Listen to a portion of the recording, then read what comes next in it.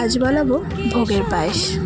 অনেকদিন ধরে ভাবছিলাম যে আমাদের বাড়িতে ঘুরতে আসা গোপালকে একটু পায়েস বানিয়ে খাওয়াবো। তো আমার এবং আমার মায়ের অসুস্থতার কারণে আমরা বানিয়ে উঠতে পারিনি, তাই কালই ভেবে রেখেছিলাম যে আজকে বানাবো। এবং সকালে উঠে যা ভাবা তাই কাজ, চলে গেলাম দোকানে দুধ আনতে এবং বসে পড়লাম পায়েস বানাতে। গোবিন্দভোগ চাল আগের থেকেই ছিল আমাদের বাড়িতে, তাই অসুবিধা হয়নি। তাই প্রথমেই হাঁড়িতে দুধ বসিয়ে দেব এবং ফুটতে দেব। তারপরে ঘি মাখানো গোবিন্দভোগ চাল দিয়ে দেব। ঘি মাখিয়ে আমি আগেই রেখেছিলাম, ভিডিওতে তো সবটা দেখানো হয় না, সেই কারণে। তারপর দিয়ে দেবো 2টো এলাচ এবং 2টো তেজপাতা গন্ধের জন্য। তারপর ফুটতে দেব। তারপরে দেখব চালটা সিদ্ধ হয়েছে কিনা। আশা করি সিদ্ধ হয়ে গেছে। তারপর একটু ঢাকা দিয়ে রাখবো। তারপর আমি আমার অনুসারে 4 মুঠো চিনি দিয়েছি, আপনারা আপনাদের অনুসারে করে নেবেন।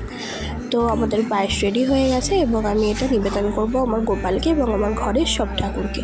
ভিডিওটা এত অবধি ভালো লেগে থাকলে অবশ্যই লাইক, শেয়ার আর আমার পেজটাকে ফলো করে দেবেন, ইউটিউব চ্যানেলের লিঙ্কটাকে সাবস্ক্রাইব করে দেবেন। এরকম আরও ভিডিও পেতে অবশ্যই ফলো করবেন। Thanks for watching.